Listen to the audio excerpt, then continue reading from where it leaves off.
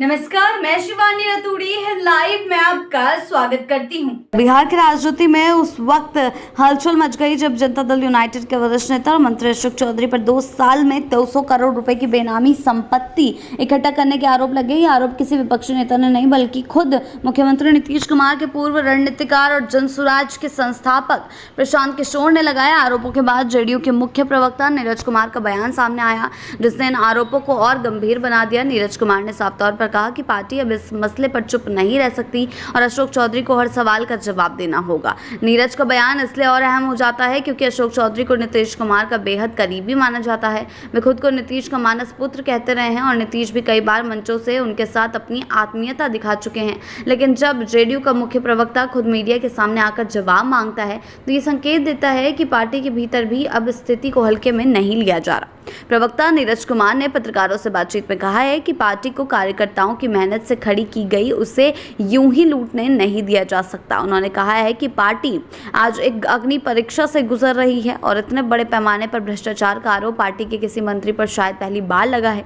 उन्होंने कहा है कि ये सामान्य स्थिति नहीं है और पार्टी की साख का सवाल है। नीरज कुमार ने यह भी याद दिलाया कि जब तेजस्वी यादव पर आरोप लगे थे तब उनकी पार्टी ने भी उससे जवाब मांगा था।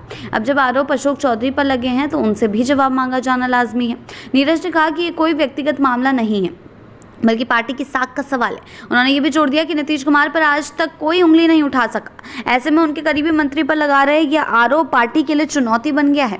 प्रशांत किशोर ने आरोप लगाया था कि अशोक चौधरी ने पिछले 2 वर्षों में 200 करोड़ रुपए की अवैध संपत्ति बनाई है और कई जिलों में बेनामी संपत्तियों में निवेश किया है। इन आरोपों पर अशोक चौधरी ने जवाब देते हुए कहा था कि उनके खिलाफ लगाए गए आरोप पूरी तरह से बेबुनियादी हैं और कहीं भी सबूत जो है पेश नहीं किया गया है। उन्होंने कहा कि वे अपने इनकम टैक्स रिटर्न के अनुसार ही संपत्ति रखते हैं और जो भी संपत्ति उनके नाम है वह घोषित है। चौधरी ने यहां तक कहा कि प्रशांत किशोर को उन्होंने मानहानि का नोटिस भेजा और इसी वजह से किशोर परेशान है। उन्होंने आरोपों को राजनीतिक साजिश बताया और कहा कि जब तक ठोस सबूत सामने नहीं आता तब तक वो किसी भी आरोप का जवाब नहीं देंगे। हालांकि पार्टी का रुख अब साफ हो गया है कि सिर्फ खंडन से काम नहीं चलेगा। पार्टी अब अशोक चौधरी से पूरी स्थिति पर खुलकर सफाई चाहती है।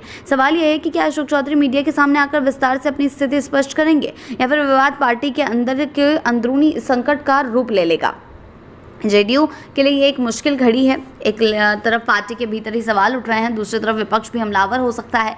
नीतीश कुमार की साख के लिए एक निर्णायक मोड़ बन सकता है, खासकर तब जब बिहार की राजनीति एक बार फिर अस्थिरता की ओर बढ़ रही है। देखना यह होगा कि अशोक चौधरी कितनी पारदर्शिता से अपने पक्ष रखते हैं और क्या पार्टी के सवालों का जवाब देकर खुद को बेदाग साबित कर पाते हैं या ये मामला आगे चलकर किसी बड़े राजनीतिक फेरबदल की भूमिका निभाएगा। ऐसी ही अपडेट्स के लिए जुड़े रहे हैं लाइव के साथ ही चैनल को सब्सक्राइब करना ना भूलें और हमारी फेसबुक और वेबसाइट के साथ भी जरूर जुड़ें।